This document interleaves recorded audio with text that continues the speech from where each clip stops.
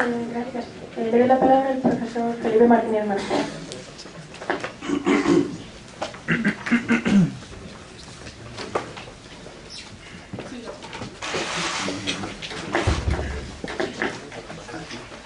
¿Se oye? Bueno. Bien, ante todo, muchas gracias a los organizadores de este congreso. En primer lugar, naturalmente, por su trabajo en general, pero además desde un punto de vista más individual mío, por darme esta oportunidad de discutir con vosotros. Me ha interesado mucho lo que ha expuesto Javier Martínez, pero como el orden en que están colocadas las intervenciones es pura cuestión de organización y no es para que cada uno se refiera a lo que ha dicho el anterior, para eso se supone que viene un debate después. Yo lo que voy a hacer en esta intervención mía de entrada, independientemente de lo que luego puede ocurrir en el debate, es, digamos, exponer lo que yo mismo, motu propio, había pensado exponer bajo el título que combine previamente con los organizadores. Bien, es normal hoy en día que cuando alguien hace referencia a la teoría del valor del capital, o expresión equivalente a esta, se dé por hecho que cualquiera con una cierta formación sabe a qué se está uno refiriendo, e incluso se dé por hecho que en efecto estamos todos refiriéndonos a lo mismo cuando decimos la teoría del valor, además la teoría del valor del capital. Esto es una, digamos, aberración normal en el campo de las referencias a decir estados.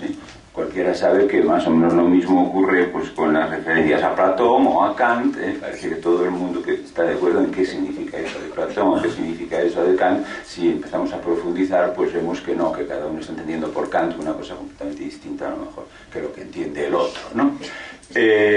Bueno, pero como es una aberración en general en el campo de las referencias a decir estados, no haré especial hincapié en la confrontación que pudiera haber por ese lado, y sí me centraré en cambio de entrada en otro modo de obviedad acríticamente asumida, también habitual y no carente de relación con lo que acabo de citar. Es también normal, distinto de lo anterior, que cuando se habla de eso que se llama la teoría del valor de Marx o la teoría del valor del capital, y se supone que se está hablando todos de lo mismo unos que otros, se incluya la anotación, por ejemplo, de que ello es una teoría hoy generalmente no admitida o no sostenible o algo así.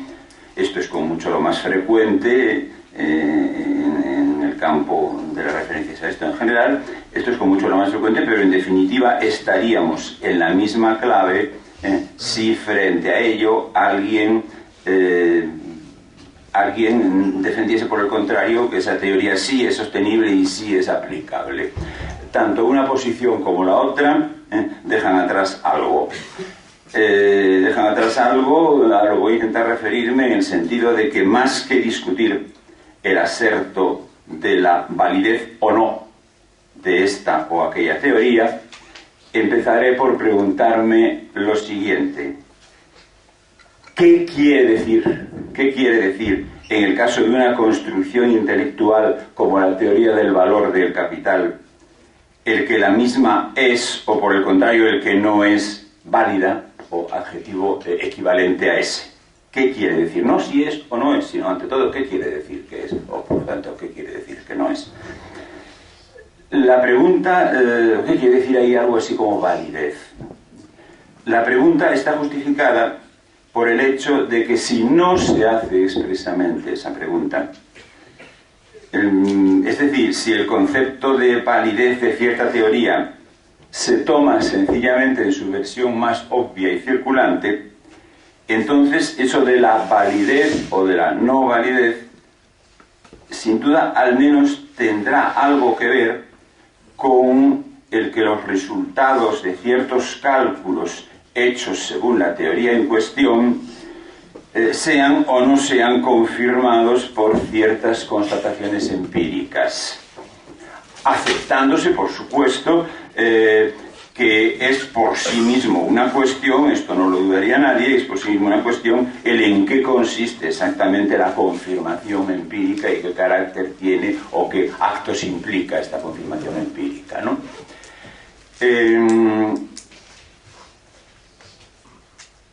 O qué hace falta para que una teoría deba considerarse empíricamente verificada o desmentida.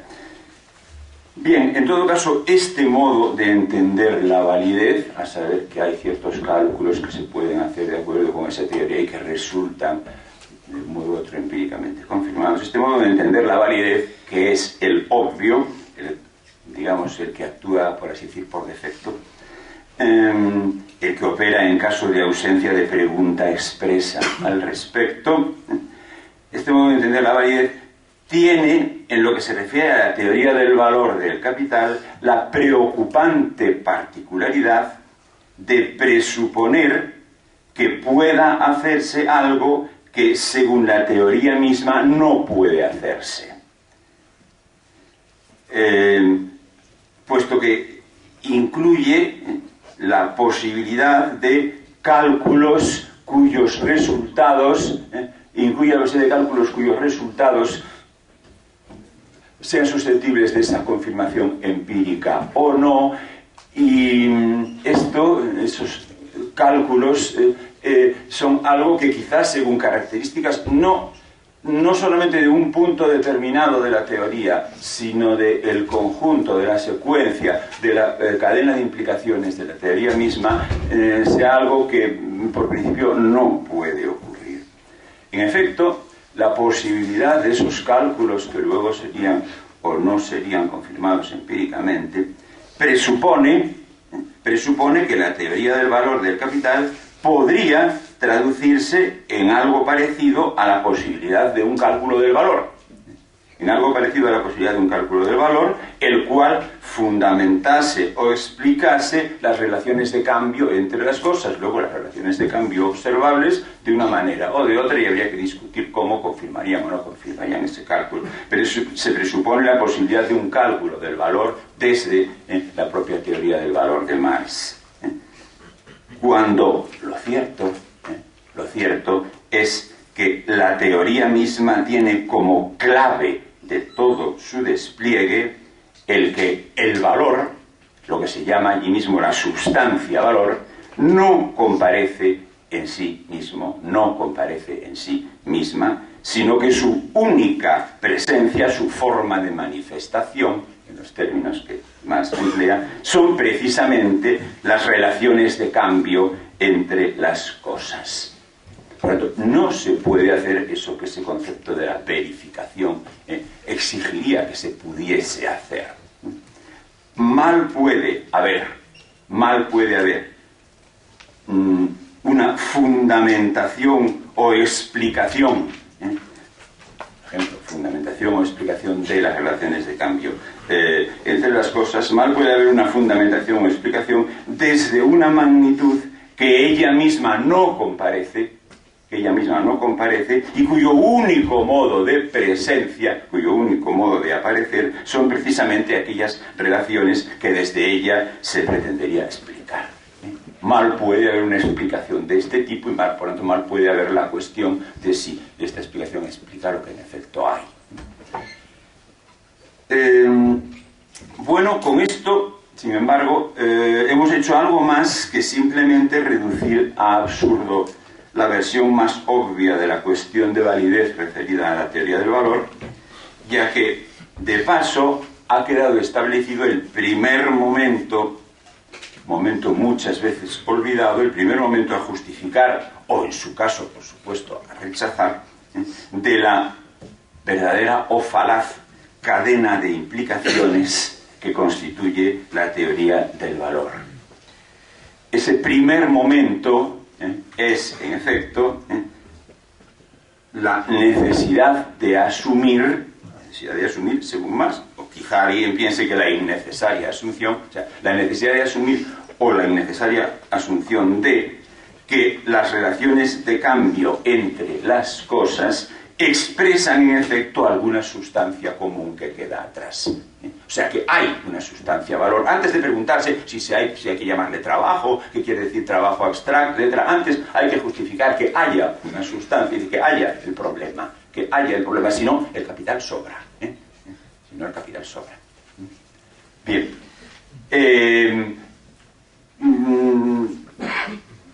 Una sustancia común que queda atrás. Por lo tanto, que solo en esas relaciones de cambio, solo en ellas se expresa. Solo en esas relaciones de cambio entre cosas se expresa. Para que tenga sentido,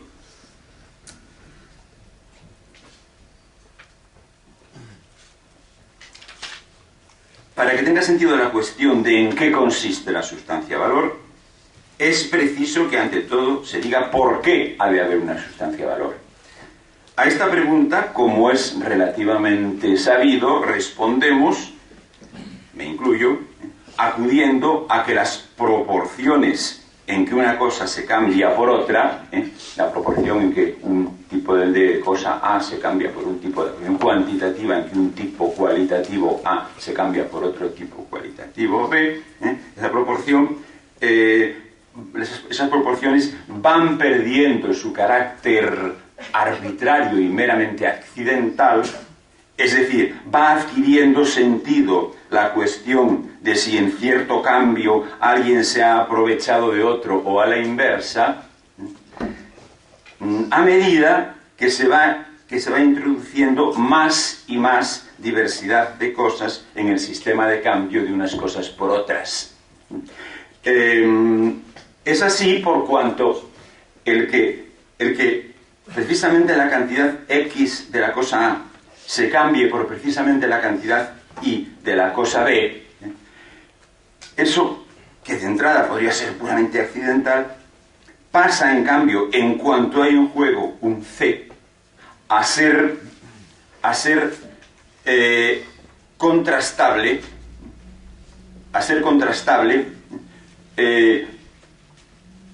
mediante el hecho de que esa cantidad X de A y esa cantidad Y de B se cambien o no ambos por una misma cantidad de C. Eso no pasa en juego un C. Más aún si no hay un C, sino también un D.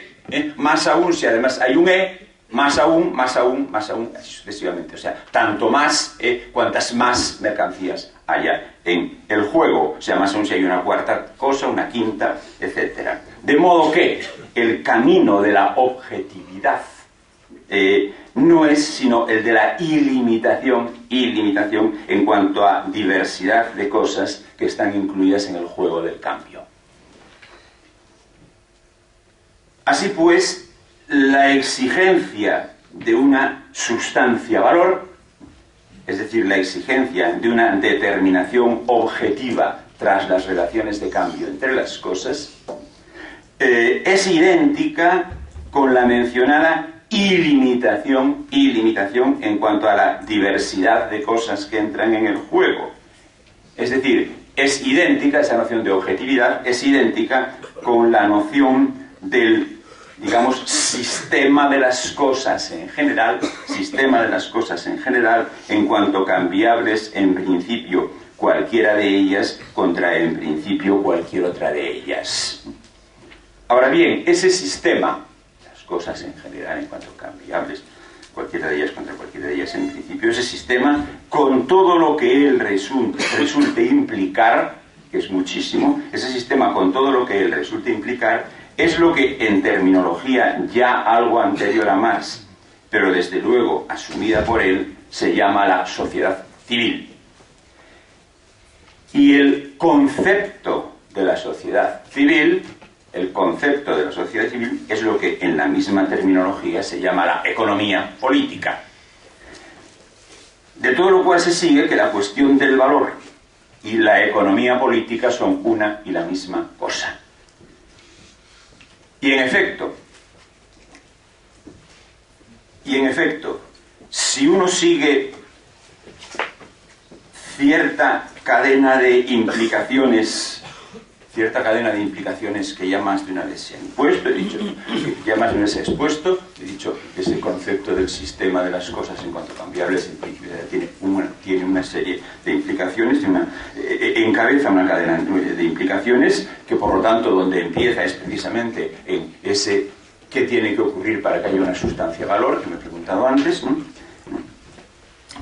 En efecto, si uno sigue cierta cadena de implicaciones ya más de una vez expuesta, ve que todo el constructo sociedad civil, es decir, todo el sistema de las categorías de la economía política, se produce racionalmente, racional constructivamente, no causal cronológicamente, sino racional constructivamente. Todo el sistema de las categorías de la economía política se produce racional constructivamente por el hecho de que el significado sistema de las cosas en general, en cuanto cambiables de manera en principio ilimitada las unas por las otras, se produce eso en cuanto que la cadena de implicaciones se produce, el sistema de las categorías de la economía política se produce por la cadena de implicaciones que sigue al hecho de que el sistema de las cosas en general, en cuanto a cambiables de manera en principio ilimitada las unas por las otras, no es constructo posible alguno, no es constructo racionalmente posible alguno, no estoy hablando de dependencias causales, repito, sino de dependencias racional constructivas, no es constructo posible alguno sin implicar condiciones cuya pertenencia a ese significado, cuya relación con ese significado, cuya derivación a partir de ese significado de sistema de todas las cosas en cuanto cambiables, etc., cuya pertenencia a ese significado, digamos, no es analítica en sentido kantiano, es decir, digamos, no es vacía, no está simplemente en la definición nominal, no es analítica en sentido kantiano y sí es en sentido kantiano a priori. Por eso he hablado de racional constructivo y no causal cronológico. No es analítico en sentido kantiano y sí es, en cambio, en sentido kantiano a priori. Condiciones, pues, nuevas lógicamente, en el sentido de nuevas con respecto a la definición nominal, y sin embargo no empíricas, ni posteriores en orden causal alguno, que por definición solo podría ser empírico, puesto que no hay determinadas relaciones de causalidad que sean a priori, lo único a priori es el principio general de causalidad. Tampoco posteriores, por lo tanto, cronológicamente. Bien, no es en manera alguna que a la lista kantiana de dominios, a propósito de los cuales se pregunta cómo en cada uno de ellos juicios sintéticos son a priori imposibles, a esa conocida lista kantiana hubiese que añadir ahora cómo son posibles a priori juicios sintéticos en la economía política. No es eso, aparte de que deba recordarse que la lista en cuestión no es kantianamente la demostración de que hayan de ser a priori posibles juicios sintéticos, demostración que ya ha venido antes en el texto de Kant y en el orden de las razones, no es eso, siendo que esa lista es solamente un añadido, ilustrativo, aclaratorio, pero en todo caso, si se quiere y se puede querer que esa lista sea exhaustiva, entonces no hay más remedio que admitir que en el apartado matemática están incluidas cosas a las que Kant no podía llamar así o que simplemente no podía conocer y a las que quizá tampoco nosotros debamos llamar así. Ya se ha expuesto otras veces, y me reconforta el que en los últimos lustros no soy yo solo quien lo dice, ya se ha expuesto otras veces que en ese apartado matemática, kantianamente entendido, están incluidas cuestiones que en nuestros manuales se llaman, y quizá deben llamarse, lógica. Y en el presente contexto es relevante el que en todos los dominios en que hacemos uso de una noción estricta de estructura frente a realizaciones de la estructura, por ejemplo, lengua frente a habla, todo razonamiento que opera estrictamente en la estructura misma, independientemente de cuáles sean los hechos de realización con que lo ilustremos o lo expongamos. Si el razonamiento opera meramente en la estructura misma, entonces queda dentro de lo que en la lista kantiana se llama matemática. Pues bien, el camino de la cadena de implicaciones al que me he referido sí tiene el carácter que acabo de señalar como estructural puro, que opera en la estructura y no en realizaciones de la estructura. Ese carácter que acabo de llamar estructural puro. Así, por ejemplo, para poner dos ejemplos nada más, si habiéndose partido en esta cadena de implicaciones de sistema de las cosas en general en cuanto cambiables cada una de ellas por cada una de las otras, es decir, considerándose de entrada como contingente cuáles sean las cosas que de hecho se cambien por cuáles, ¿no? Puesto que en principio todas son cambiables por todas, contingente cuáles cambian por cuáles. Si habiendo partido de eso se llega a que eso no es posible, es decir, no es racionalmente construible sin que haya una muy determinada cosa que en efecto ella sí necesariamente esté siendo cambiada, pues efectivamente ocurre en el proceso expuesto por, no en el proceso racional puro, el proceso constructivo expuesto por Marx. Si ocurre eso, entonces lo novedoso no es el carácter muy peculiar que esa determinada cosa que sí es necesario que esté siempre como mercancía. No es, lo novedoso no es el carácter muy peculiar que esa determinada cosa resulta tener. No es, digamos, la sorpresa antropológico-humanística de que se trate de la fuerza de trabajo, sino que es el hecho mismo estructural puro de que, habiéndose partido de que es contingente cuáles sean de hecho las mercancías en juego, sin embargo se llegue a que hay una que ha de serlo necesariamente. Eso sí que es algo estructural puro, y es lo importante, realmente, es lo verdaderamente importante en la consistencia de la argumentación, ¿no? Igualmente, el otro ejemplo que sin embargo viene antes, en el orden de la cadena de implicaciones, el que habiéndose mostrado como necesario un proceso de cambio dinero, mercancía, dinero, DMD, se encuentra entonces, habiéndose demostrado como necesario ese proceso, se encuentra entonces que el primer D, que en ese caso el primer D no puede ser la misma cantidad de dinero que el segundo D. Esto no necesita ser intuitivizado socioantropológicamente con la alegación cierta, pero que desfigura el tipo de proceso lógico en el que se está, de que los capitalistas no se conformarán con no ganar nada.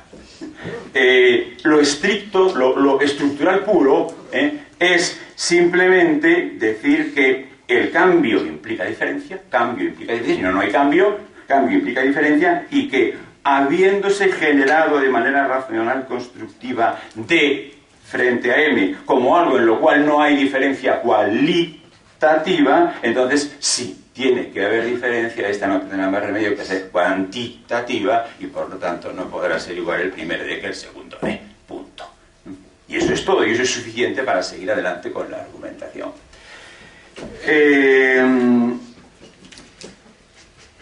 Si como creo que ha quedado dicho, el punto de vista interpretativo adoptado depende de que haya en efecto la cadena de implicaciones aludida y definida por las características y el alcance que le he atribuido, entonces estamos ante una tesis interpretativa que solo puede defenderse exponiendo en detalle la cadena de implicaciones y haciéndolo de modo tal que en efecto la misma resulte vinculante. No hay discutir sobre si es una cadena de implicaciones de tal o cual carácter, sino que exponerla, ¿no? También es cierto que si tal exposición se hace, entonces también la única manera de refutar la interpretación es encontrar un fallo en la cadena de implicaciones. Esto es encontrar vinculantemente que en algún punto se ha dicho que algo implica cuando no implica, o que no implica cuando sí implica. Por otra parte, incluso si pudiese llegarse a considerar que por esta vía la interpretación ha superado todas las pruebas, ello solo demostraría ciertamente que la interpretación es viable. Y seguiría en pie la cuestión de por qué se la prefiere a otras que quizá también lo sean. Pero a esto sí tengo una respuesta, o por lo menos una línea de respuesta, a saber que si la aludida cadena de implicaciones, tal como en efecto es, funciona en los términos en que la he definido, entonces la importancia que ello tiene en todos los terrenos es tal que sobrepasa con muchísimo la cuestión de si Marx quiso decir eso o no. He de decir que ni parte del trabajo, o sea, eso que he llamado la presentación vinculante de la cadena de implicaciones, que de manera sin duda mejorable está públicamente hecha, y hasta el momento no he visto que esté eficazmente impugnada, lo cual no quiere decir que no pueda serlo, ¿no? Que no pueda llegar a estarlo. Por lo cual, ahora, para no repetirme, o para repetirme lo menos posible, me centraré en algunos aspectos de esa cadena de implicaciones, o sea, no en la cadena misma, sino en algunos aspectos de ella que tienen que ver con el carácter de ella en general, y en particular con la cuestión por la que empecé esta exposición, de en qué puede consistir una validez, o si se quiere, aplicabilidad o utilidad de una construcción como la teoría del valor del capital, la cual, si nuestra hipótesis interpretativa sigue adelante, no es ya, por lo que se ha expuesto, alguna parte del capital o algunos capítulos del capital, sino que es toda la obra, y lo sería especialmente si la obra estuviese terminada, que como muy oportunamente se ha recordado, no lo está.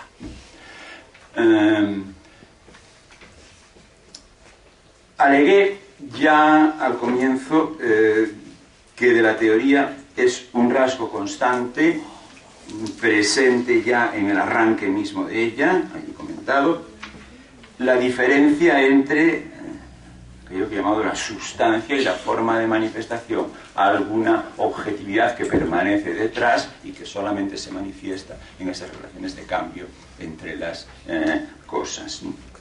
La diferencia entre sustancia y forma de manifestación, el hecho pues de que el valor no aparece como tal, sino solo expresado en las relaciones de cambio entre las cosas. Esto tiene como consecuencia evidente el que las cosas, en ese ámbito de la sociedad civil, sea cual sea históricamente, para hablar todavía, pero que las cosas en ese ámbito habrán de ser pensadas de manera tal que entre ellas hayan de poder establecerse relaciones del tipo de aquellas que constituyen la expresión del valor. O sea, del tipo que eso que hemos llamado relaciones de cambio entre las cosas, puesto que si el valor solo se expresa en esas relaciones, evidentemente tienen que haber esas relaciones, luego las cosas tienen que estar pensadas de manera tal que entre ellas se produzcan relaciones susceptibles, capaces de expresar efectivamente el valor. Más aún, esto deberá ocurrir respetándose el principio de que el valor mismo no aparece como tal. Por lo tanto, ese modo de pensar las cosas no podrá aparecer como una exigencia de la expresión del valor, pues hemos dicho que el valor queda atrás, no se menciona. No podrá aparecer como una exigencia de la expresión del valor o como una exigencia del sistema sociedad civil, sino que habrá de aparecer, pues digamos, como el ser mismo de las cosas, como lo que las cosas mismas son, o como el en qué consiste que sean y que sean cosas. Igualmente, y también por exigencia de que el valor haya de aparecer en las relaciones de cambio, y no en modo otro alguno, los agentes del cambio han de aparecer con las características que permitan que esto ocurra, que permitan que en esas relaciones comparezcan. Los agentes del cambio han de aparecer con esas características, y lo mismo que antes, esas características habrán de aparecer no como exigencias del sistema sociedad civil, sino como el ser mismo de las cosas, tal como he dicho hace un momento.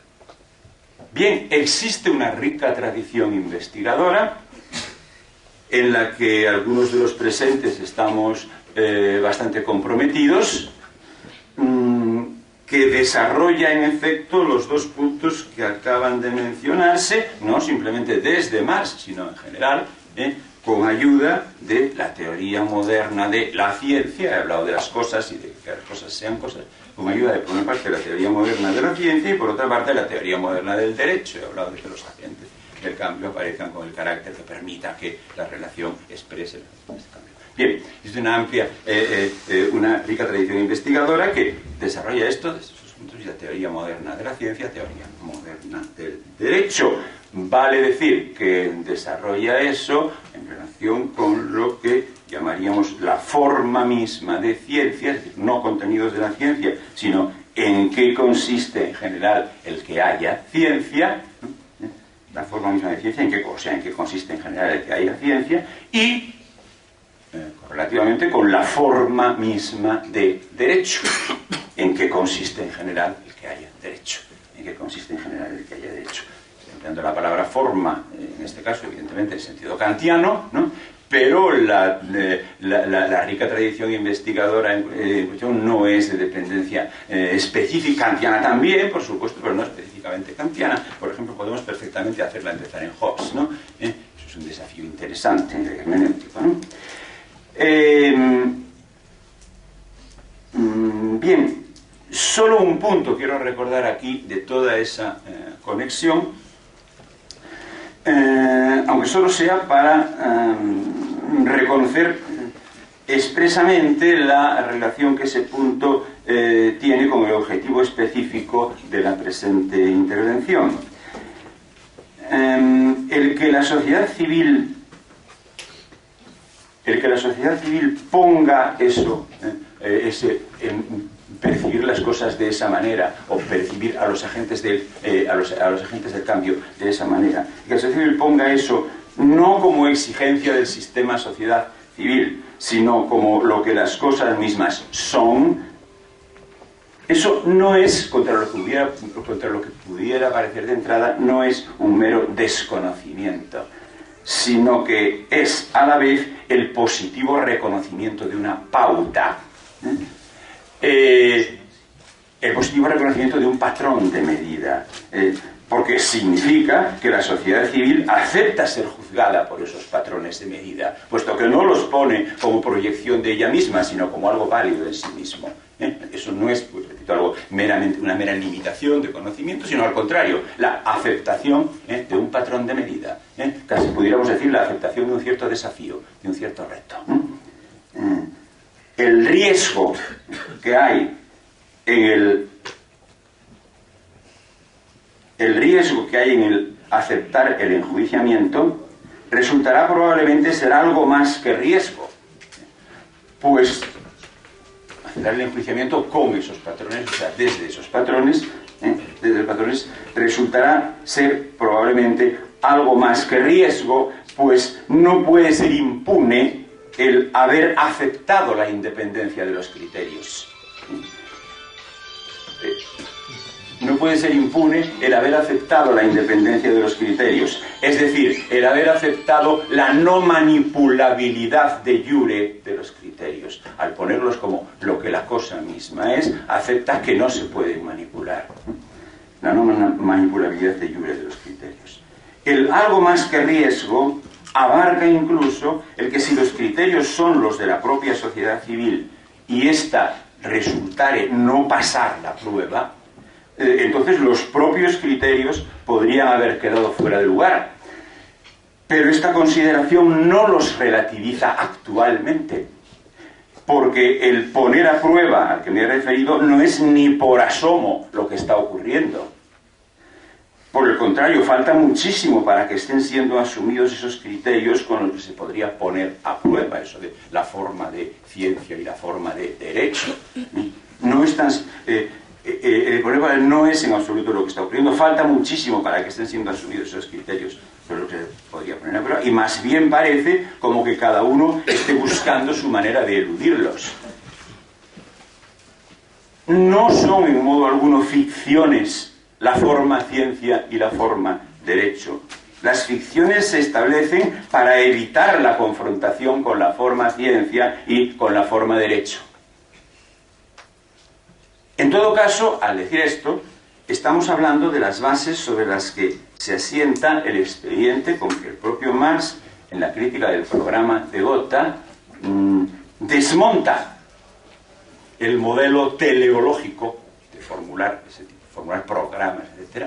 Desmonta el modelo teleológico, digamos el modelo, diga usted qué modelo propone, ¿no? Desmonta el modelo teleológico, lo desmonta, como cualquiera que haya leído el texto puede recordar, distinguiendo una primera fase que es de programa, pero que no puede ser fin porque no está al final, y una segunda fase que no puede ser fin porque no es de programa. El concepto de la primera fase se basa precisamente en la copertenencia que el propio Marx observa entre esos términos que hemos designado como la forma ciencia y la forma derecho. Allí se habla de la racionalidad científica por un lado y la república democrática por el otro. Se basa en la aplicación consecuente de la copertenencia que se cree haber visto entre esos dos criterios, ¿no? Y eso es la primera fase.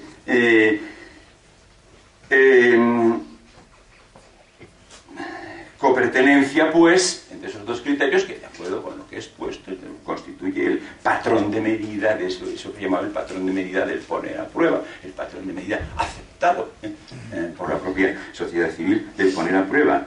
Y eso sí, ese poner a prueba sí es acción política, eso sí es acción política. En cambio, de la segunda fase solo cabe hablar en ese tipo de términos que en alemán desde Kant se llaman Grenzbegriffe, es decir, esos conceptos que de los que solo es legítimo hacer uso para decir de qué no se trata. Bien, la otra cuestión importante que quisiera tocar, porque creo que ya me estoy un poco, la otra cuestión importante que quisiera tocar y que tiene que ver, ¿cómo vamos aquí?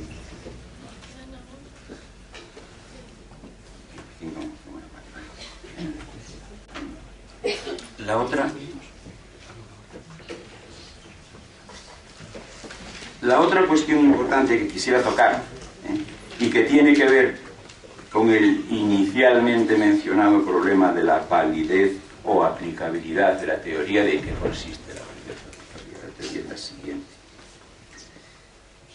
Expuse al comienzo que el que haya un problema del valor, por lo tanto toda la teoría del valor, es decir, toda la economía política, está vinculado a la suposición de ilimitación en cuanto a la diversidad de cosas que se cambian las unas por las otras. Esto fue lo primero que expuse. Parece ser que esto nos da una pista en lo referente a la adecuación descriptiva, por la que me pregunté, es decir, ¿para qué vale? O a propósito de qué vale esa teoría. Parece que esto nos da una pista en lo referente a la adecuación descriptiva entre el concepto al que estamos dando vueltas, valor, sociedad civil, economía política, y algún fenómeno que en efecto pueda interesar describir. Por lo tanto, sí nos da una pista en lo que se refiere a la validez o aplicabilidad o adecuación descriptiva. Sobre todo si tenemos en cuenta que tal adecuación descriptiva no requiere que en efecto en el ámbito a describir se esté actualmente en alguna hora determinado cambiando cualquier cosa por cualquier cosa. No requiere eso. Basta con que tengamos razones para admitir que en ese ámbito la cambiabilidad, la alienabilidad es lo obvio, y que en cambio es la inalienabilidad, si la hay, lo que requiere de prueba. Reiteradamente se ha asumido, y desde luego no solo por mi parte, aunque ciertamente por la mía sí, que es la modernidad el ámbito o fenómeno en el que esto ocurre. Salta a la vista que las razones para asumirlo así no están solo en la observación del hecho de la cambiabilidad, nunca podría ser, puesto que es decir, no se requiere que actualmente en algún momento se esté cambiando cualquier cosa por cualquier otra, no están solo pues en la observación del hecho de la cambiabilidad, ni siquiera están solo, aunque esto ya es mucho más, en la aplicabilidad de las categorías de la economía política, que, según lo dicho, se siguen de la suposición de cambiabilidad en principio ilimitada. Por tanto, su aplicabilidad sí es un argumento en el sentido de que ahí esté produciéndose esa cambiabilidad ilimitada. Pero no es solo esto, no es solo esto, sino que en que asumamos precisamente la indicada adecuación descriptiva por lo que se refiere a la modernidad, entra en juego también, y para mí de manera especial, la antes ya mencionada continuidad conceptual o continuidad teórica, que desde el cómo han de aparecer las cosas para que en relaciones entre ellas pueda expresarse el valor, y desde el cómo han de encontrarse unos con otros los agentes del cambio para que eso mismo ocurra, lleva hasta lo que hemos llamado la forma de ciencia y la forma de derecho. Es decir, esa continuidad que llevaría a través de toda esa teoría moderna, de toda esa tradición investigadora moderna a la que me he referido, continuidad que evidentemente no se constata quedándose en más, eso es evidente, ¿no? La adecuación descriptiva de la teoría, su capacidad para permitir entender unos hechos, no tiene lugar, pues, básicamente en relación con listas de precios o algo parecido, sino que se refiere al conjunto de los aspectos constitutivos del fenómeno modernidad.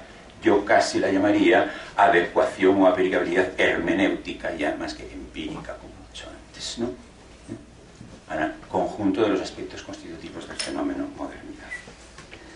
Por otra parte, la superficial impresión, superficial, pero que cuando oye esto por primera vez cualquiera sin duda tiene, ¿no? La superficial impresión, la primera impresión que pudiera tenerse de que el que la estructura de sociedad civil se corresponda con el fenómeno modernidad haría sencillamente inaplicable la teoría para ámbitos no modernos, esa primera impresión resulta desmentida por lo que me voy a permitir llamar la continuada aplicación que de esa inaplicabilidad venimos haciendo más de uno.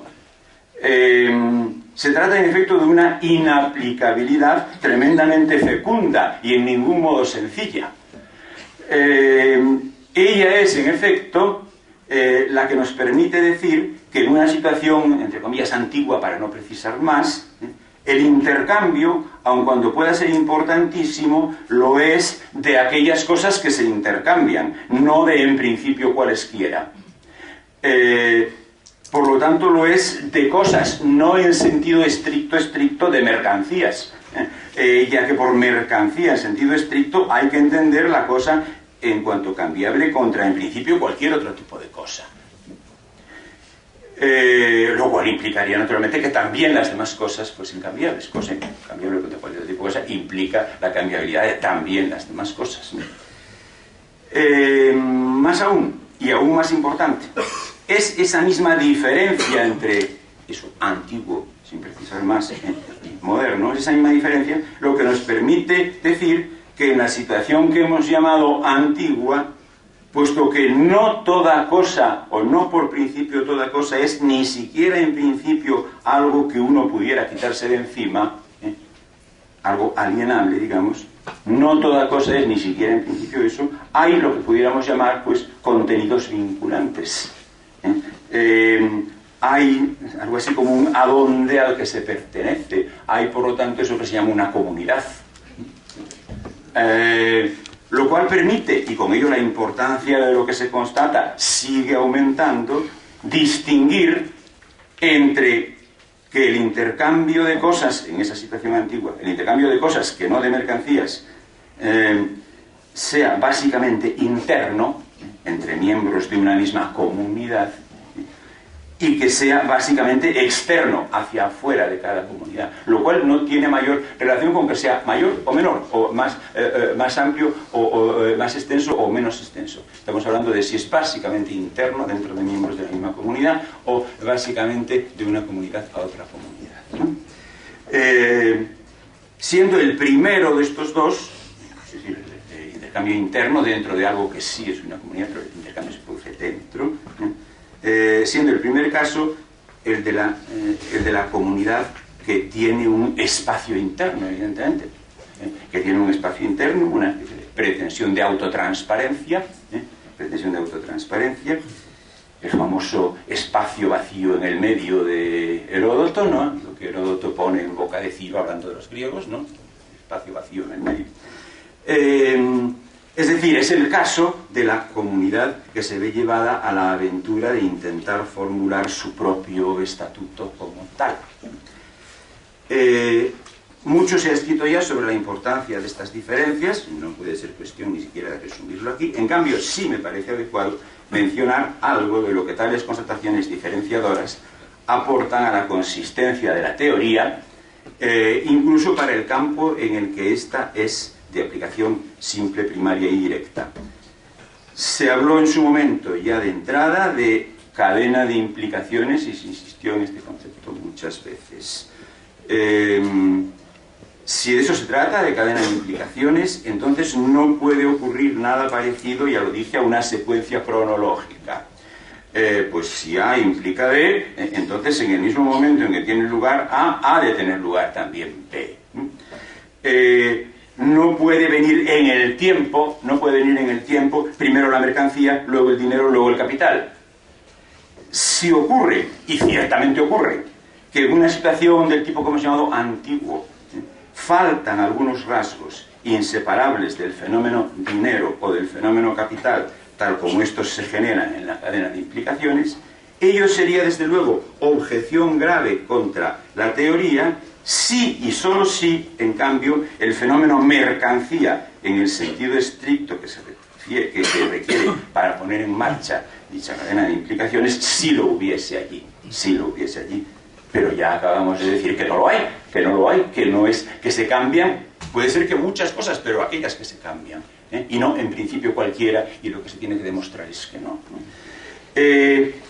No lo hay allí, no hay allí mercancía, o sea, no hay todo lo que incluye dinero y todo lo que incluye capital, porque tampoco hay en sentido estricto, si quieres estrictísimo, mercancía.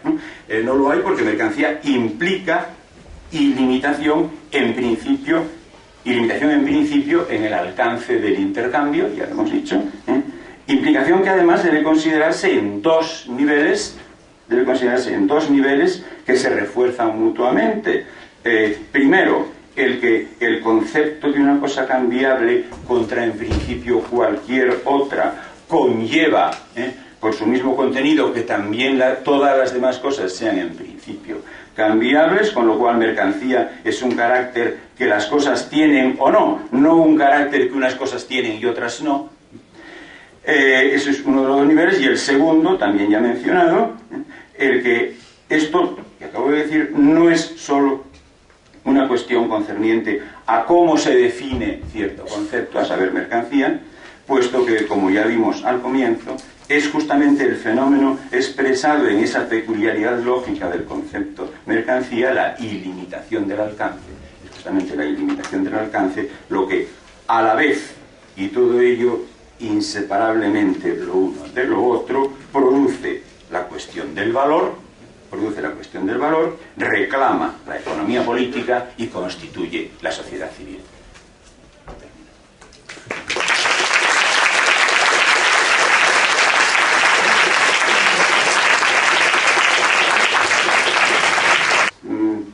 Bueno, una primera observación, y yo que cada uno la aplique como quiera, o saque de ahí las consecuencias que quiera, o busque su aplicación a lo que han dicho, por ejemplo, Luis Alegre y Carlos Fernández de Liria. No voy a entrar en el detalle de si se aplica lo que han dicho en este momento o en otro, porque no me daría tiempo, ¿no? Siempre que hay eso que en algunos momentos se ha llamado cadena de implicaciones, proceso racional constructivo, constructivo, etcétera, siempre que hay una construcción cuya continuidad es internamente necesaria, por así decirlo, naturalmente lo es, porque cuando te paras en un momento, es decir, la definición nominal de un momento, pues ahí hay una... Si no queréis, no le llaméis contradicción. El término contradicción tampoco es históricamente unívoco, no significa lo mismo si estamos en Kant que si estamos en Leibniz, por ejemplo, ¿no? Si no queréis, no le llaméis contradicción, pero hay una incompatibilidad. Por lo tanto, siempre ocurre eso. Por lo tanto, siempre que hay un A, B, C, D en una... llamadle si queréis cadena de implicaciones, llamadle si queréis proceso racional constructivo, llamadle como os dé la gana, siempre que hay un A, B, C, D, pues también puede haber un interlocutor que se encastille en A, o en B, o en C, y diga, no es que haya que seguir, eso es imposible, punto, fuera. ¿Está claro? Y a mí me ha dado un poco la impresión que a veces esto es lo que se hace. Es decir, que uno se bueno, excepto la especie de privilegio afectivo de que parece gozar el momento casi inicial de solamente intercambio de mercancías entre productores libres, que eso parece como que está en el limbo y por lo tanto de alguna manera merece mayor respeto, ¿no? Pero eso es gratuito, teóricamente, es decir, porque ese punto está tan afectado por la imposibilidad interna como el siguiente, y el siguiente, y el siguiente, y el siguiente, ¿no? Por lo tanto, bueno, en cualquier momento se puede hacer eso, que lo que pasa es que vosotros seleccionáis en qué momento lo hacéis, pero esa selección es, digamos, puramente voluntarística, o afectiva, ¿no? O pasional, o no sé cómo llamarle, ¿no? Entonces, eso es una cosa.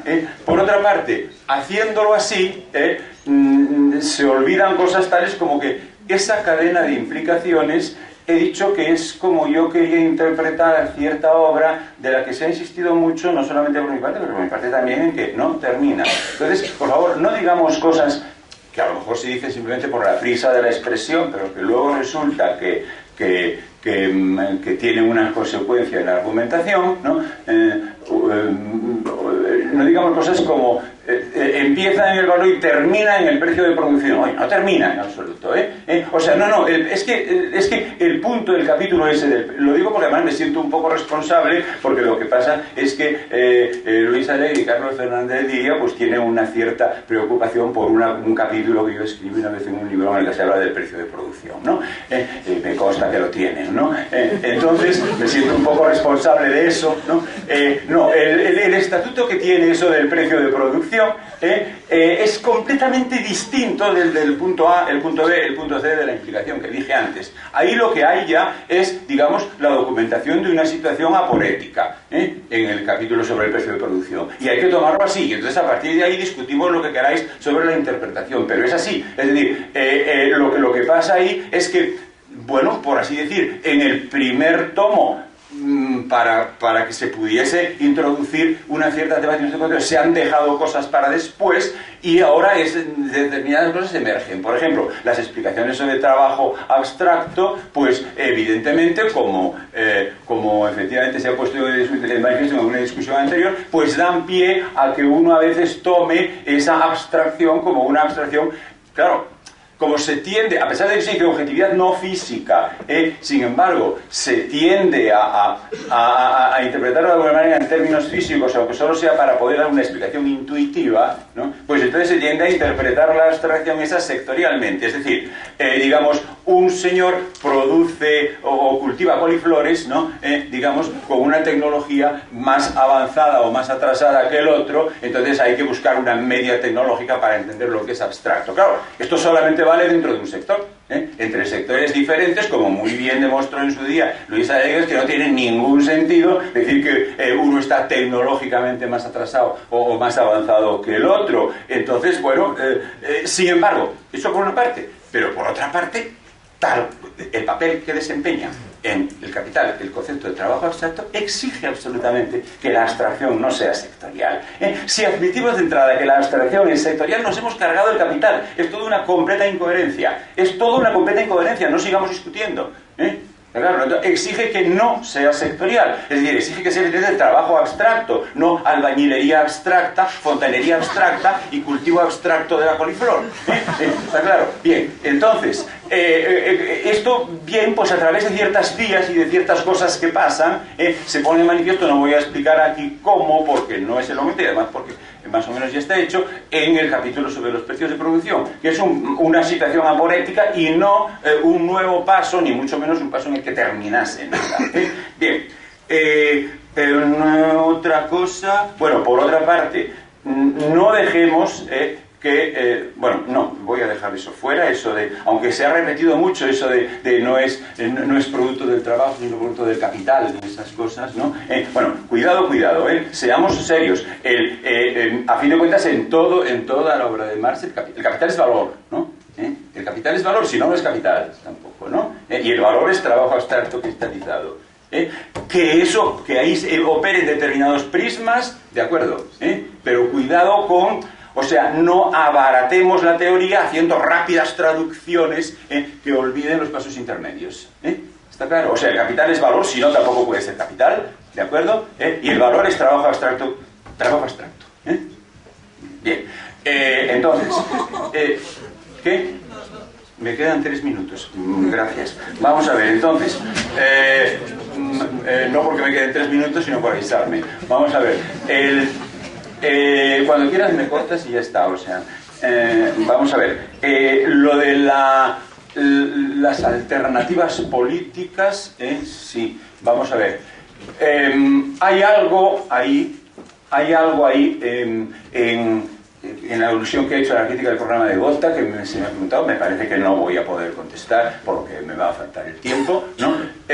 Hay algo ahí a lo que específicamente les dije, y eso es acción política, Había ahí un concepto que dije no era específicamente marxiano, y dije que me comprometía a construirlo tanto desde Kant como desde Hobbes, y además de manera bastante coincidente, que era la forma de derecho o la forma de ciencia, mayormente en el desarrollo que más hace la forma de derecho, pero otro también, ¿no?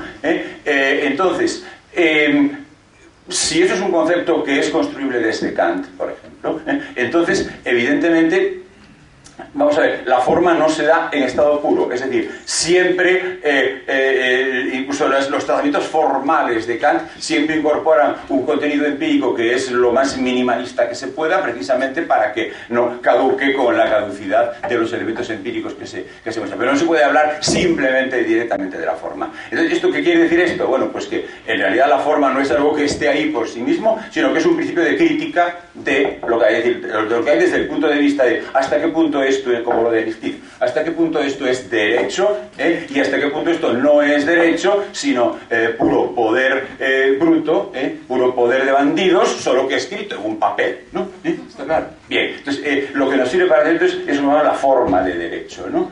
Bien, entonces la alternativa, bueno, a eso he llamado acción política. Vamos a ver, evidentemente mis alternativas no pasan por nada que salta a la vista, por nada que retroceda a productores libres, asociados, etcétera, etcétera, esas cosas, ¿no? Sino que pasa porque efectivamente ese ejercicio intransigente de la forma de derecho, ese ejercicio intransigente de la forma de derecho y de la forma de ciencia también, pero por favor, permitidme que abrevie, ¿no? Ese ejercicio intransigente, pues en definitiva sí ocurre lo que la persona que hizo la pregunta de alguna manera sugirió. Es decir, que en definitiva la igualdad, digamos, constitutiva del derecho, que no es otra cosa que la aplicación del carácter de universalidad que tiene la forma de derecho, ¿no? Esa aplicación de la igualdad, en definitiva, pues solamente es igualdad si es igual desigualdad. Es decir, que todos somos iguales, justamente no en ninguna otra cosa, pero en ninguna otra cosa, que en que todos somos igualmente desiguales unos de otros, y en eso consiste en definitiva la igualdad, ¿no? Por ahí se va, por la aplicación, ahí se va por la reivindicación sistemática en términos de la forma de derecho. Y eso evidentemente que sí que es lo que eso, completado con el otro lado al que me he referido, sí que es lo que más traza como programa, es decir, como la parte que sí es programa en la crítica del programa de Gotha, aunque él emplea otros términos, ¿no? Bien, y con esto no me gustaría no llegar a Montserrat Galcerán, pero ya se me ha quitado el No me gustaría no llegar porque, bueno, pues en cierto modo me ha gustado mucho la manera en que ella ha hecho esa objeción tan general que me ha hecho, ¿no? Entonces no me gustaría no llegar ahí. Lo que hay es lo siguiente. Vamos a ver. Esa teorización mía que ella ha descrito en esos términos de autocoherencia, etcétera, etcétera, inatacabilidad según ella. Vamos a ver, soy perfectamente consciente, es la cosa más clara que tengo, que eso no sirve absolutamente para nada, eso no sirve absolutamente para nada si no sirve para tener una orientación y una actitud en lo que hay, O sea, si eso no tiene eso que llama valor hermenéutico, pero valor hermenéutico quiere decir sencillamente ver qué demonios es lo que está pasando, está claro, qué demonios es lo que está pasando, que es inseparable de ver, bueno, y qué puede, o sea, qué cabe hacer en lo que está pasando, ¿no? No me cabe la menor duda de que todo eso no sirve para nada, sino sirve precisamente para esto. Pero también tengo claro, no, el pero sobra, lo que pasa es que es un pero, digamos, habitual en nosotros. No hay pero, o sea, y también tengo claro,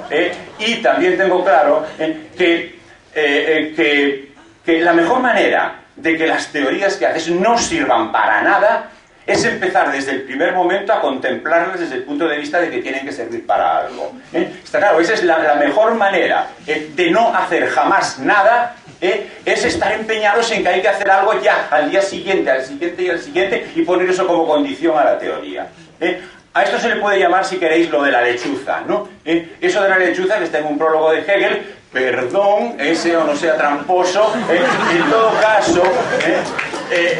caso, está en un prólogo de Hegel, pero está en un prólogo, y subrayo lo de que está en un prólogo, porque eso quiere decir que está, por decir, fuera de sistema, fuera de sistema, y es una de las cosas menos específicamente hegelianas, no digo menos hegelianas, que Hegel escribió.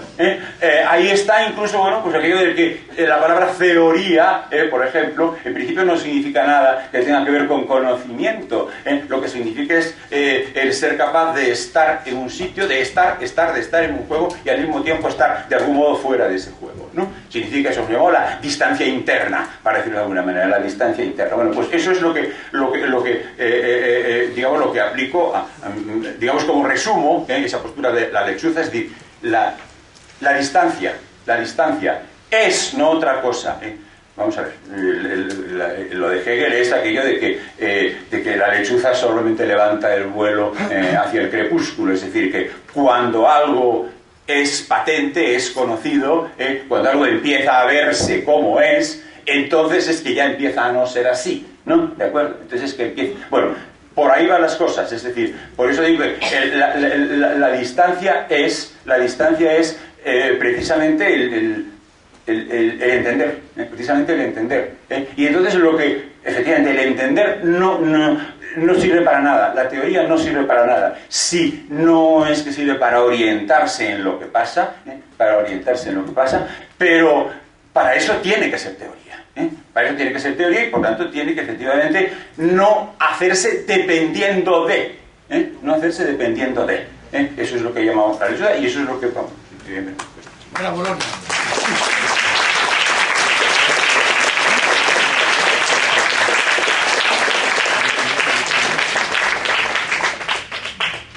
Bueno, yo sí que voy a ser rápido para que puedan seguir hablando ellos.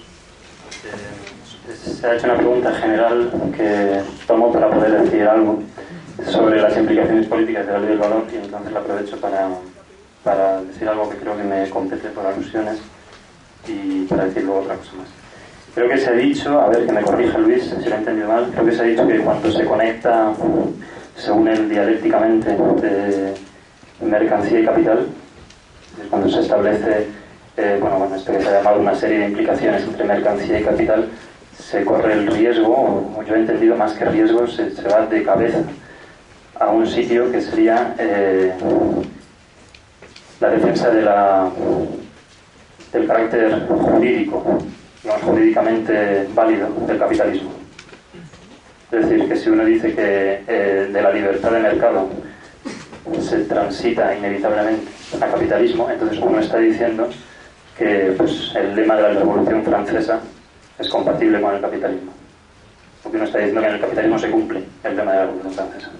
¿He entendido algo o iba por ahí? Bueno, ¿sí? Que no solamente se cumpliría, o sea, que decir que si tú a partir de ese principio, no, que si a partir de esos principios necesariamente obtienes ese resultado, pues una de dos. O si quieres mantener el principio tienes que cargar con el resultado, o si quieres superar el resultado te tienes que cargar el principio, vamos, o sea que es una cosa más o menos... Bueno, yo solo respondo diciendo, eso comporta un presupuesto que conviene sacar a la luz para que quede claro, es el supuesto de que el derecho, o el lema de la Revolución Francesa, el derecho en Kant o donde queráis, es la libertad de mercado. Y eso es precisamente lo que, bueno, yo nunca he afirmado y lo que niego, además. Se ha hablado además de un texto de Marx, el final del 4º capítulo, donde Marx habla de la libertad, la igualdad, habla del pequeño burgués, que habla de la libertad y no sé qué. Y se ha hablado, Luis ha hablado de ese texto precisamente para decir, bueno, claro, justamente aquí Marx se está riendo de los que dicen que en el capitalismo hay libertad, igualdad, fraternidad, no, propiedad, mejor dicho. Porque mira dónde está la igualdad y la libertad, ¿no? Lo que tenemos es uno al que le van a curtir el pellejo.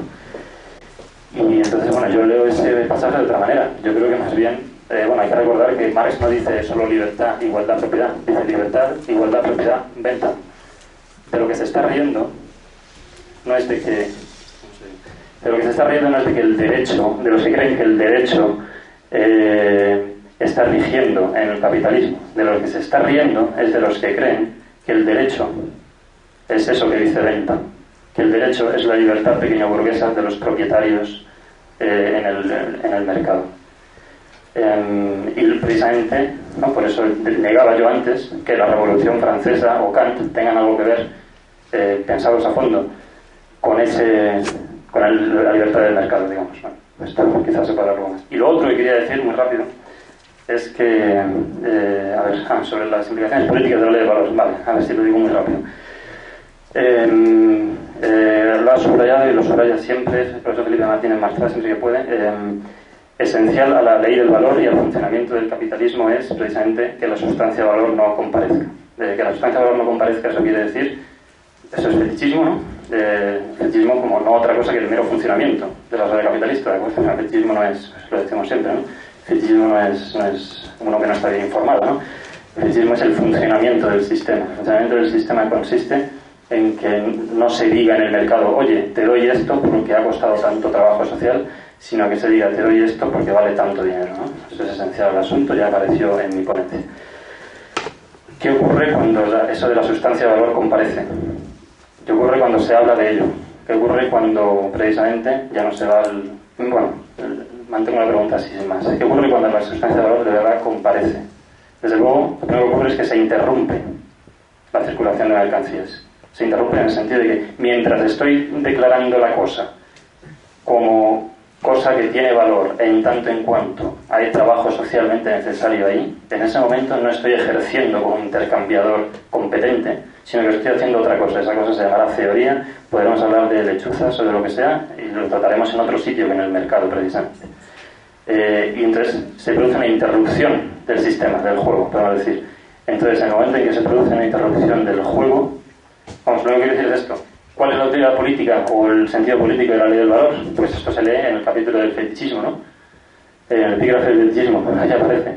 En el momento en que se da el paso atrás, en ese mismo momento está reventando el mercado.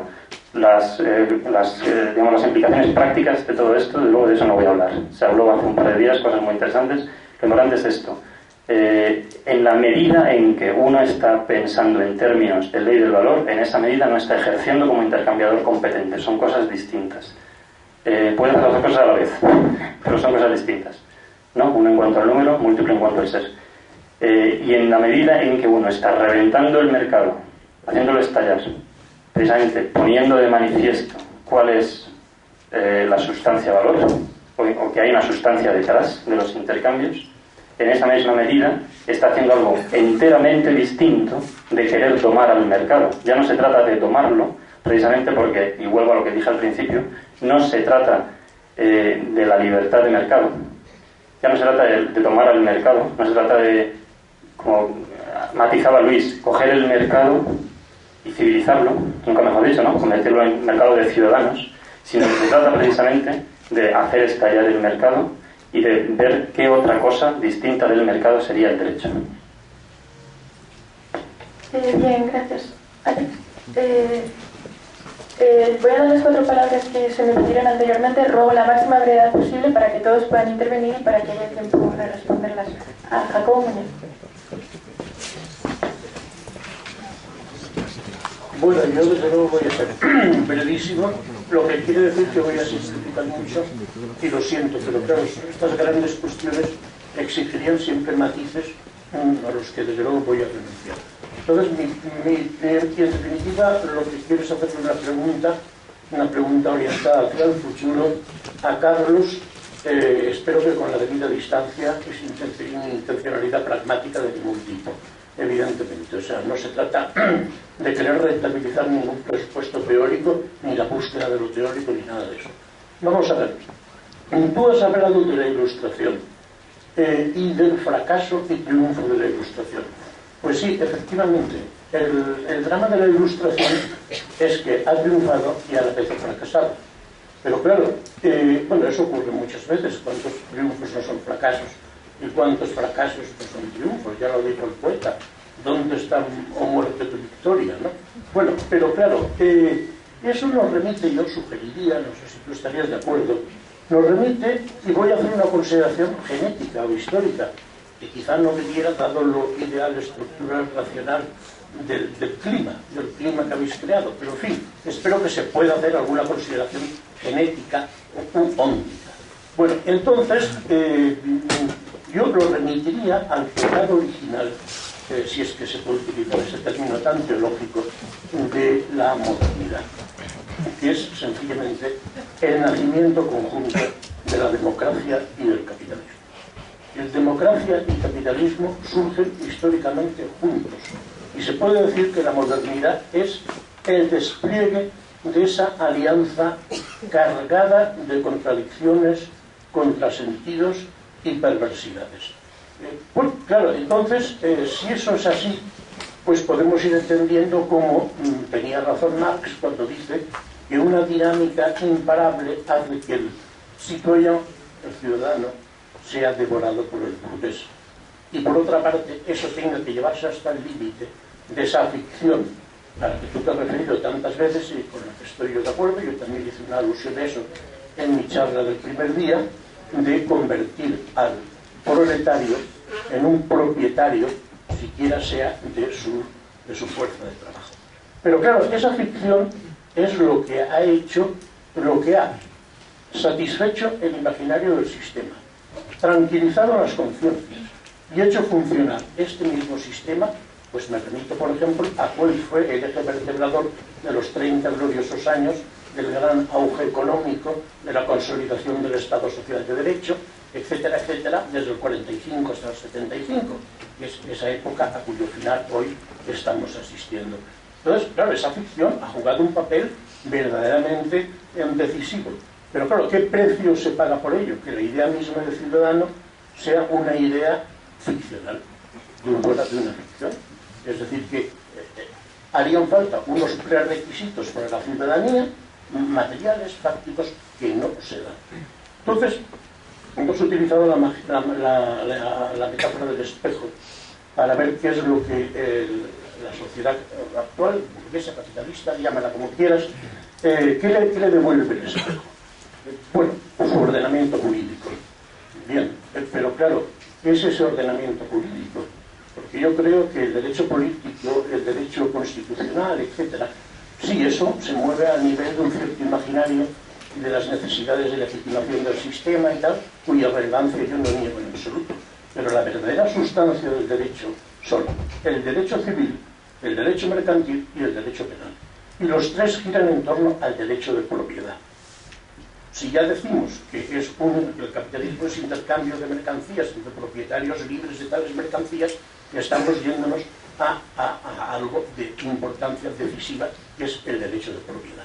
Bueno, entonces mi pregunta sería, ahora que Y como el capitalismo es un sistema, o la modernidad es un sistema que cambia mucho, y que por lo tanto, aunque sea un magma de constante y falso cambio, pero en fin, cambia mucho, y por lo tanto tiene que reconstruirse periódicamente su identidad, ahora una de las vías de legitimación que se buscan en un momento sumamente precario de estallido de todas las tensiones que más o menos estuvieron camufladas durante los 30 años gloriosos, es como un retorno de la idea de ciudadanía.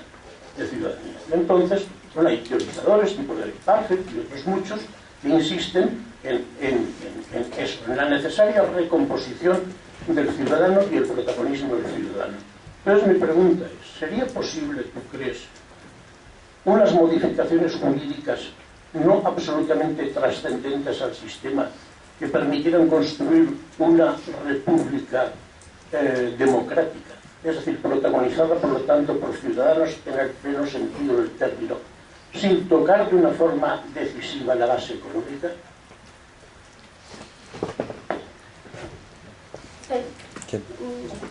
Ruego una brevedad aún más breve que el profesor Muñoz, por favor.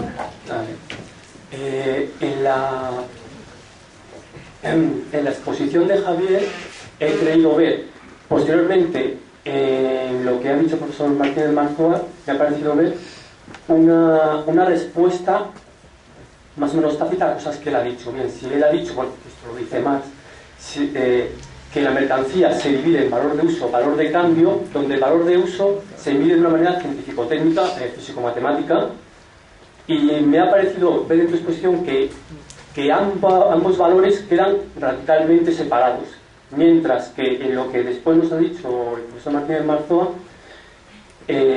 como respuesta me ha parecido entender que precisamente que el valor de uso en el que es uno de los valores en el que se mide la mercancía, es importante que sea la mercancía, que el valor de uso se mira de manera físico-matemática, es absolutamente solidario con que la mercancía tenga un valor de cambio.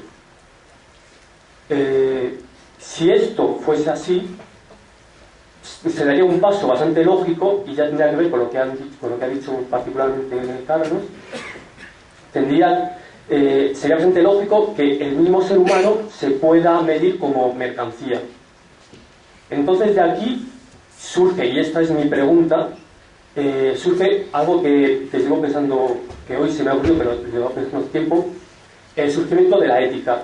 Cómo justamente será la modernidad que está configurada por la cosa entendida como mercancía, como la modernidad es precisamente el momento en el que se hace necesario el surgimiento de una fundamentación de las costumbres, justamente porque el hombre como ente físico-matemático es mercancía, hará falta algo que esté fuera de lo físico-matemático,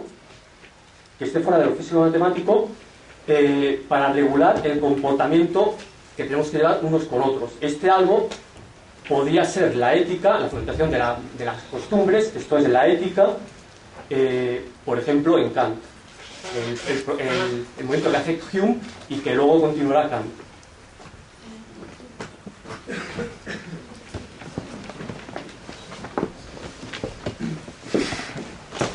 Si puede resumir su pregunta en 2 o 3 minutos, sé que es muy difícil, para que pueda haber tiempo para las respuestas, sería de agradecer. ¿Se oye? Bien. Bueno, espero ser muy breve, como todos, claro, a ver si lo puedo. Es una pregunta para el profesor Marzoa. Vamos a ver, si he entendido bien lo que usted ha dicho, hay muchísimos asuntos fundamentales, pero hay uno que me lo parece especialmente, era justamente, ahora este muchacho lo ha señalado también, que hablaba de que el ser de las cosas es mercancía, ¿verdad? Digamos, el ser de las cosas, o sea, las cosas son lo que son como mercancías, ¿no?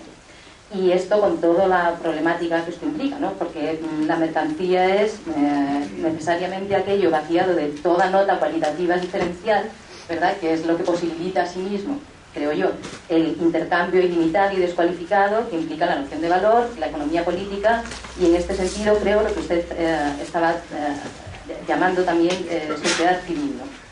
Y en estas coordenadas, si no me equivoco, hablaba usted de asumir un riesgo, un desafío, y a esto me quería yo referir con la pregunta, ¿no? Porque a mí este desafío me parece, justamente respecto de esto que estoy diciendo, no otra cosa que asumir el nihilismo.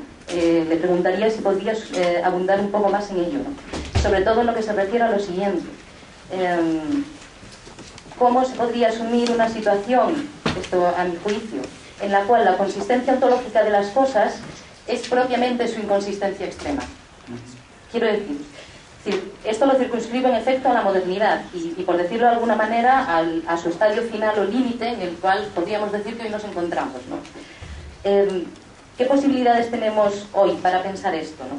Porque pensar la modernidad en la radicalidad propia de su fundamento no implicaría tener que hacerse cargo de que al plantear la pregunta por las cosas o por el ente, la implicación es exactamente tan problemática como para que no nos sea exactamente lícito, me parece, decir que las cosas son, poniendo el énfasis en el son mercancías, en cuanto el concepto de mercancía como lo cualitativamente indiferenciado hace que su propia consistencia como ente se manifieste, si esto se puede decir así, como plena inconsistencia.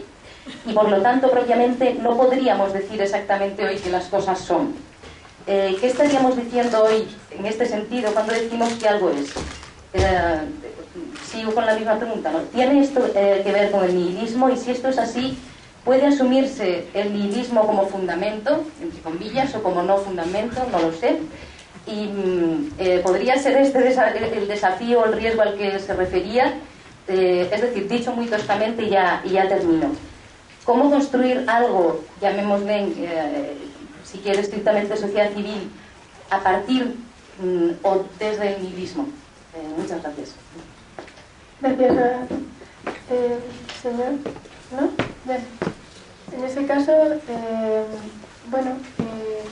no sé en qué orden quiere responder la mesa. Si queréis, nuevamente lo decimos y comenzamos por ahí. Tendría algo que decir a lo que tú has preguntado. Quizás ha sido un malentendido. Yo, no sé, he entendido que has dicho algo es, el valor de uso físico-matemáticamente constatable, ¿no? O el hecho de que algo tenga un valor de uso físico-matemáticamente constatable sería solidario del hecho de que tiene valor de cambio. ¿Algo así has dicho? Sí, bueno, de hecho está la interpretación que he querido entender, o sea, la interpretación que hago de lo que ha dicho Felipe Martínez Marzoa, no de lo que has dicho. Bueno, vale, no sé, voy a decir una cosa muy breve para no quitar tiempo. Bueno, yo no iba por ahí, desde luego. Yo lo que, o sea, a ver, habría que ver qué es eso de solidario, ¿no? Que tiene que ver, bueno, que explique él qué es lo que quiere decir con esa conexión. Yo precisamente lo que decía era que, vamos, que el concepto de valor de uso que aparece en las primeras páginas del Capital no sirve para transitar o para conectar valor de cambio con trabajo socialmente necesario. A eso iba yo. Y por eso yo precisamente me centraba en el concepto, no del valor de uso físico, matemático constatable, sino en el de valor de uso social, un concepto que también está en Marx, para intentar mostrar su solidaridad, diría yo, en el sentido, vamos, de identidad conceptual con el de trabajo socialmente necesario. Nada más.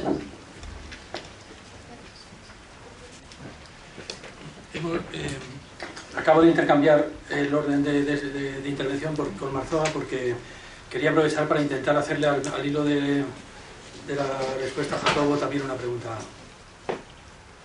a Felipe.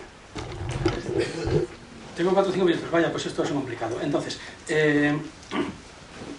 a la pregunta que me plantea Jacobo, pues radicalmente, ¿no? O sea, bueno, desde luego que habrá un retorno de la ciudadanía y habrá un retorno de los estudios de la ciudadanía, incluso de la educación para la ciudadanía que está en las escuelas y todo lo que quieras.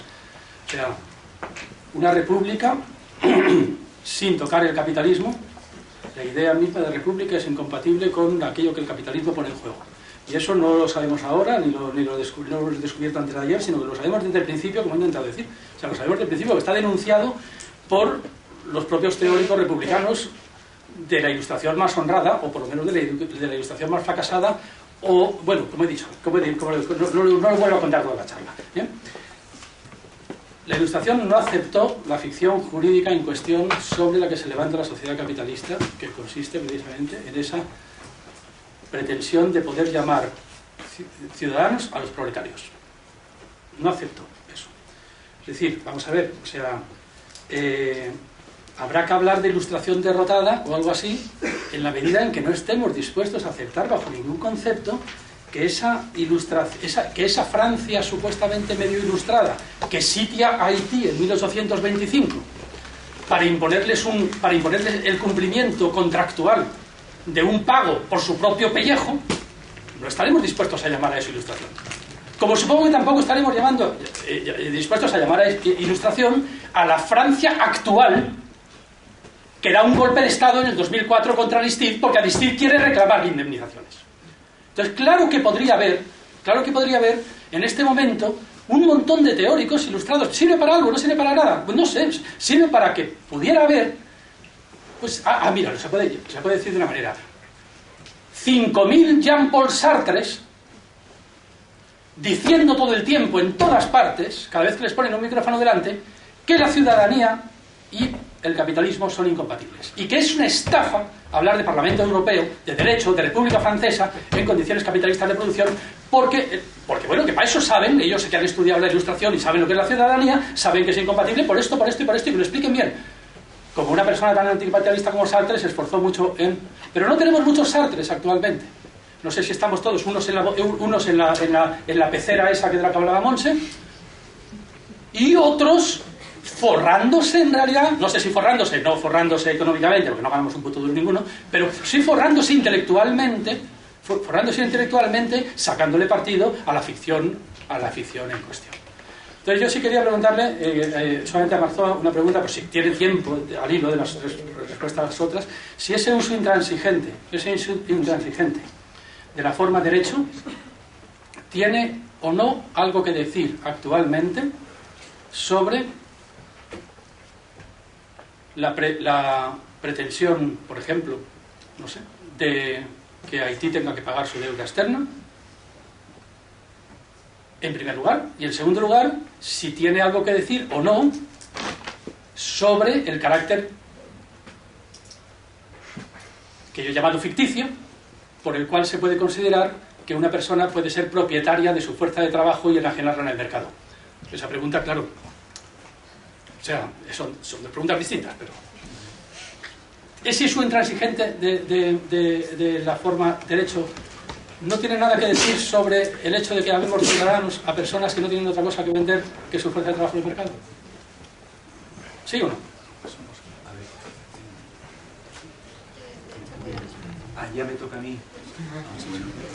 Entonces vamos a ver, bueno, para no alargar esto indefinidamente me limitaré a responder de manera casi telegráfica a las dos cosas, me he tomado nota, que se me han preguntado a mí, que ha sido la tuya y la Carlos, ¿no? Ha sido así, creo, ¿no? Bien, que se me ha preguntado, digamos, nominalmente a mí, ¿no? Entonces, vamos a ver, tú, en definitiva, lo que has preguntado es si eso que he dicho del riesgo de que la sociedad civil digamos está abocada pues, a afrontar ese riesgo de ser enjuiciada de acuerdo con eso que ella misma ha puesto o no ha tenido más remedio que poner como independiente de ella y por lo tanto como no de jure manipulable por ella, ¿no? Bien, has preguntado, en definitiva has preguntado si eso se puede interpretar desde cierta interpretación de Nietzsche, ¿no?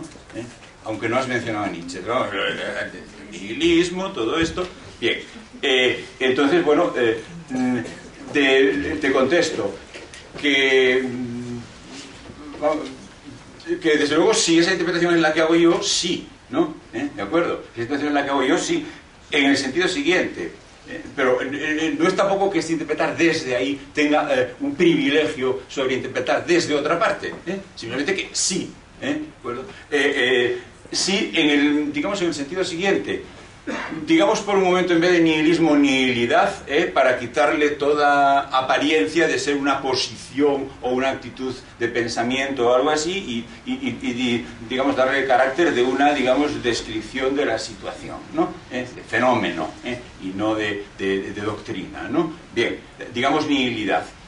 Bueno, he dicho cuando he hablado de las especificidades de la aplicación a la modernidad, he dicho lo que tenía que ver eso del carácter de mercancía con incluso creo que empleé lo de ausencia de contenidos vinculantes, ¿no? Que no hay nada que no te puedas quitar de encima, ¿no? Bien, entonces, por otra parte, pues aludí solamente a aquella continuidad teórica entre eso que la sociedad civil pone como algo por lo cual ella misma acepta ser juzgada, en principio, continuidad teórica con una teoría del derecho moderna, y cualquiera se da cuenta de que esa teoría del derecho moderna arranca precisamente, pues, por ejemplo en Hobbes, pero arranca precisamente de reconocer que no hay pautas naturalmente dadas. Una manera más filosófica de decir no hay contenidos vinculantes, ¿verdad? Bien, entonces no hay pautas naturalmente dadas. Por lo tanto, efectivamente no hay, ¿no? O sea, no hay valores, ¿no? ¿De acuerdo? Bien, si la interpretación que se hace de Nietzsche, y no es la que hace todo el mundo, bien, si la interpretación que se hace de Nietzsche es que la expresión nihilidad, tal como yo he empleado ahora, implica una alternativa entre simplemente pertenecer a la nihilidad y asumirla, ¿de acuerdo? Pues claro, evidentemente el asumir es eso que he llamado el poner a prueba de acuerdo con esos mismos criterios. Está fuera de toda duda, ¿entendido? Bien, eso por lo que se refiere a tu pregunta. Lo otro, si la forma de hecho, vamos a ver. He dicho, y además, a ver, creo que esto no es ninguna cosa que surja en este debate, que viene de atrás, que diversas personas hemos escrito cosas sobre eso, que algunos de los miembros de la mesa seguramente conocéis, ¿no? Bueno, entonces he dicho que eso es un concepto que podía derivar tanto de Kant como de Hobbes, por ejemplo, simplemente para citar a dos pensadores a los que se suele contraponer, tanto del uno como del otro, pese a quien pese, ¿no? ¿Está claro? Bueno, entonces...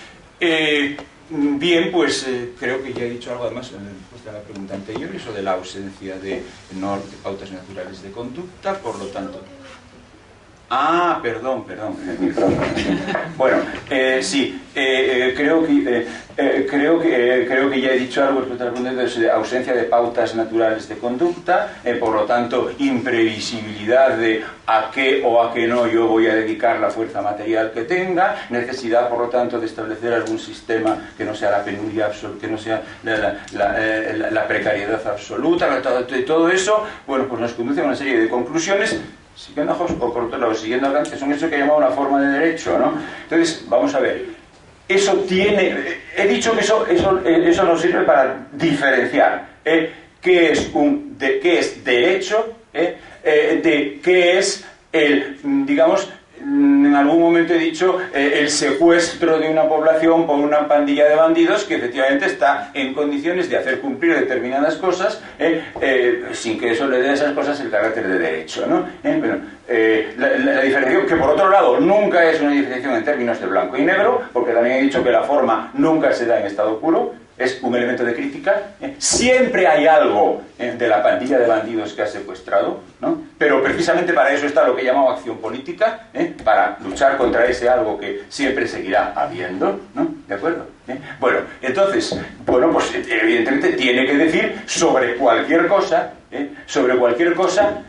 pero naturalmente sobre cualquier cosa que sea efectivamente objeto de derecho. Es decir, cuidado, no son objeto de derecho las teorías o las pseudoteorías. O sea, por tanto, no tiene que decir sobre algo que es por naturaleza metadiscursivo, ¿no? Y para decir en una mesa de debate, como es la segunda de las cosas que tú has mencionado. ¿Me explico? En cambio, sí, evidentemente, sobre la primera, o sea, sobre si Haití tiene o no tiene que pagar su deuda exterior, y sobre si tenía o no tenía en su día que pagar digamos, el precio como esclavos de sus habitantes, ¿no? Tendrá algo que decir siempre sobre cualquier cosa que sea materia de derecho. Cualquier cosa que sea materia de derecho quiere decir cualquier cosa que pueda ser por alguien impuesta coactivamente o no impuesta coactivamente, así de claro, ¿no? No, pero yo diría lo otro, teóricamente, no políticamente. A ver, no, es que vamos a ver, es que la forma de derecho es ella misma, aquí en esta discusión, un objeto teórico. Estamos hablando, o sea, la forma de derecho no prohíbe ni excluye ninguna especulación que alguien pueda hacer, ¿no? Lo único que prohíbe es actuaciones coactivas, ¿no? Está claro, actuaciones coactivas. Entonces sí que puede, evidentemente, descalificar la pretensión en su día de que Haití tenga que pagar el precio como esclavos de sus habitantes, o descalificar, por ejemplo, el hecho de que de ninguna manera, y pase lo que pase y se deduzca de lo que se deduzca, de ninguna manera se puedan enjuiciar en absoluto los crímenes del franquismo, por ejemplo, ¿no? No hay por qué hablar siempre de lejos, ¿no? ¿Está claro? Sí, sobre eso tiene probablemente algunas cosas que decir la forma del derecho. O sea, sobre si es admisible, pues, digamos, ese tipo de... Perdón, pero estás diciendo que no tienen nada que decir sobre el que la población venda su fuerza de trabajo. Perdón, es que el concepto venta de la fuerza de trabajo, ya no es un concepto del tipo decisión coactiva sobre algo, sino que es el mismo concepto teórico. ¿Me explico? O sea, venta de la fuerza de trabajo es un metaconcepto. O sea, no es algo... es un análisis fenomenológico. Forma parte de un análisis fenomenológico. Venta de la fuerza de trabajo. No es... O sea, en otras palabras, no es un concepto que pueda figurar en un documento jurídico. Porque no es, digamos, verificable materialmente con valor de conocimiento su cumplimiento o incumplimiento, puesto que siempre habrá un elemento hermenéutico, filosófico, en determinar si esto es o no es venta de la fuerza de trabajo. ¿Me explico? O sea, el derecho, una de las cosas que están en la forma del derecho, evidentemente, es que el derecho tiene que referirse a posibles actuaciones coactivas y por lo tanto, no a intenciones ni a teoremas, ni a análisis fenomenológicos, sino a posibles actuaciones materiales. Es una actuación material el obligar a alguien a pagar unos dineros, ¿no? Eso sí es una actuación material. Es una actuación material el no admitir a trámite nada que obligue a juzgar algo de antes de 1977, aunque se base en un derecho constitucional. Bien, voy a darle la palabra 3 minutos, por favor, a Luis Álvarez. No, muy brevemente, no quiero robar más tiempo. Sencillamente, comentar que, en fin, que lo que hemos tratado de defender es que no somos nosotros los que interrumpimos la cadena de implicaciones por ningún capricho. La tesis, con mayor o menor fortuna, que hemos tratado de defender es que es Marx el que interrumpe ahí, el que interrumpe precisamente ahí, pero interrumpe precisamente con la aparición de la fuerza de trabajo. Que ese es el elemento de ruptura, que esa ruptura se basa precisamente en la ruptura que se ha establecido siempre entre la tradición republicana. Ese es el elemento de ruptura entre la tradición republicana y la tradición liberal, que consiste fundamentalmente en dar por buena o no la ficción jurídica a la que nos estamos refiriendo todo el rato. Ese es el elemento de ruptura que lleva a Marx a interrumpir ahí, que es el elemento de ruptura que separa a Marx de la economía política, que separa a la tradición republicana del liberalismo económico, y lo que hemos defendido es que es ahí donde rompe Marx, y rompe por motivos teóricos y de tradición política muy serios. Y creemos, por ejemplo, que al comienzo del libro segundo, Marx pone ya todas las cartas encima de la mesa, cuando dice y explica algo de lo que ha hecho, y plantea que sí, claro, o sea, que también la compra y venta de esclavos es formalmente compra y venta. La compra y venta de esclavos es formalmente compra y venta, se compra, se vende, hay dinero, intercambio, mercancía, eso es formalmente compra y venta. Pero dice Marx, ojo, de la forma del intercambio, de la forma compra-venta, no se puede deducir la esclavitud. Solo habrá compra y venta de esclavos si ya hay esclavitud.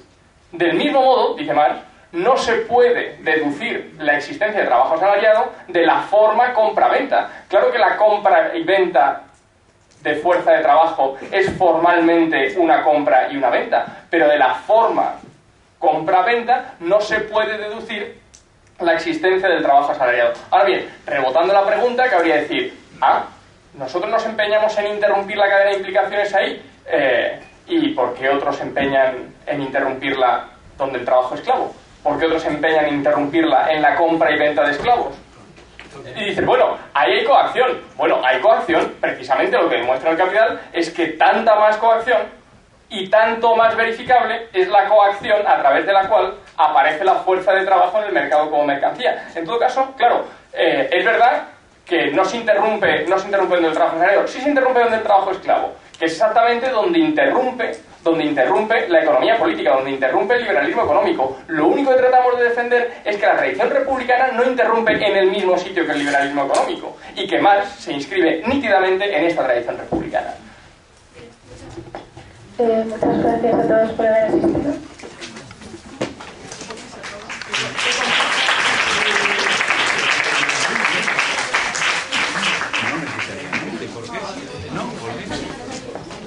Bien, nos esperamos nuevamente a las 4 para